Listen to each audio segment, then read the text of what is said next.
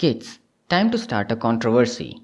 I have given guides on committing financial fraud, instructions on how to get away with murder, promoted the use of pornography, made jokes on mental health issues, given sexist seduction advices, and used child abuse for personal content, and yet here I am not even on the front page of the internet.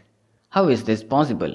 By now, I should have already been more famous than Greta Thunberg, but I am not even as known as the sweet electronic products of Lumberg. And then I realized. You see, these days, if you want to be famous, you don't have to assassinate someone or be an underworld don like the good old days. All you have to do is comment something around the lines like, Jesus is not real, beef is tasty, I am a jihadi, it's okay to be homophobic, and I love China. Even you can't stop yourself from being famous. So unless you want to be papped while walking out of a retail store, choose this carefully. And I chose it carefully. After thinking for about a grand total of 6 seconds, I decided, I am all in, baby. Let's talk about stereotypes. Indian for now because country comes first. Just like how I started my 5th standard essay on why it's okay to be a nerd, I'll have to quote the dictionary again to define the word stereotype. Stereotype means a widely held oversimplified image of something. So understand that these are not my views but of the general public. I might slip in my personal views here and there, but you won't know which is which and you'll have to settle for it being a stereotype. Checkmate, Twitter. Also, I have to let people know that I'm not a racist. Being a racist literally means having a prejudice against certain types of race or ethnic groups. And you cannot be a racist if you're a racist to all types of races and ethnic groups. Checkmate, Twitter again. So don't call me a racist. You can call me a degenerate narcissistic scum of this earth, but you cannot call me a racist. At least get your facts right. Let's start with my favorite state of Bihar. It is my favorite, not for any other reason, but for the fact that it gives me so much of content. You could never be mad with a state that can be your potential future livelihood. One Bihari stereotype, especially in South India, is that they work as security guards in your local shopping malls and banks. This is not true because once I went to a bank, walked up to the guard, held all my stereotypes away and asked, Manager olgade iddara, ಸ್ವಲ್ಪ ಮಾತಾಡಬೇಕಿತ್ತು. And he goes, Kaka reho bhaiya. I told this joke to him and he laughed hard. A little too much actually. Then he said, Andar manager bhi Bihari hai. Unko suna ke aun. And I never stepped into that bank again. Could have gotten a 2% cheaper vehicle loan from that bank, but it wasn't worth it. I can work harder for another 2 years to get a costlier loan. No problem.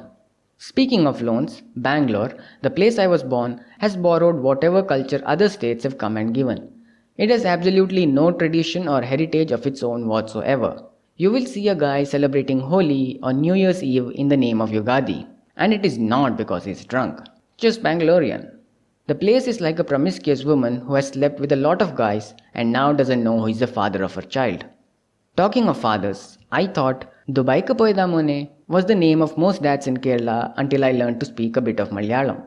While the stereotype of most Keralites going to Gulf countries for a livelihood is not outstretched, most of my Mallu friends are still in Kerala. Except for their father, grandmother, sister, business partner, entire fucking childhood and 2 of them who are planning to move out to Saudi. Except for them, everyone is in Kerala. Kerala and West Bengal have a lot in common, including their love for fish, football and communism. But the Bengali stereotype is famous for gender neutralizing everything. If you were to sext with the Bengali over the internet, you could never make out if it was a gay man or a straight woman at the other end. Feminism was probably raised by a Bengali man confused over human rights. Probably why it has the only current female chief minister in the country. If they could only tweak the linguistics, the facade would finally fall and patriarchy could take over again. The stereotype of their neighbor Orissa is that we don't even know what the fucking stereotype is. Does it even exist? We don't know. Can we get a confirmation on Twitter by the PM? Probably.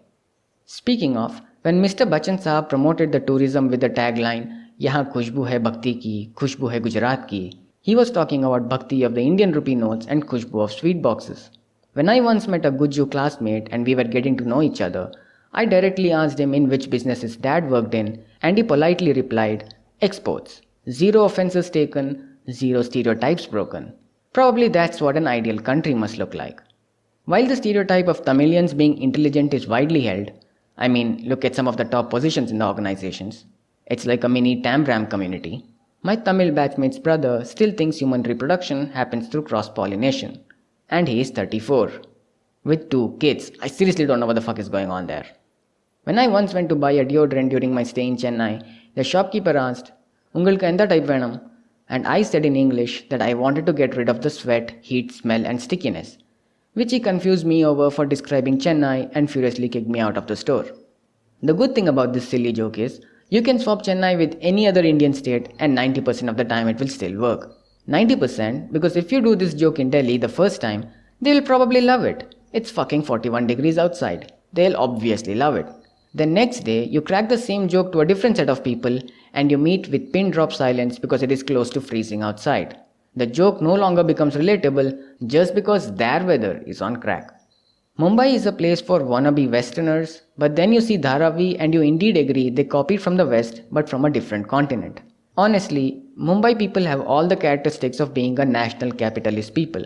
They constantly complain about inflation, how stupid celebrities in parties, pollute the environment but bitch about the weather, pay heavy cost to live in 3 square foot of land, get their dreams crushed every single day, and constantly swear at every bitch-ass idiot on road.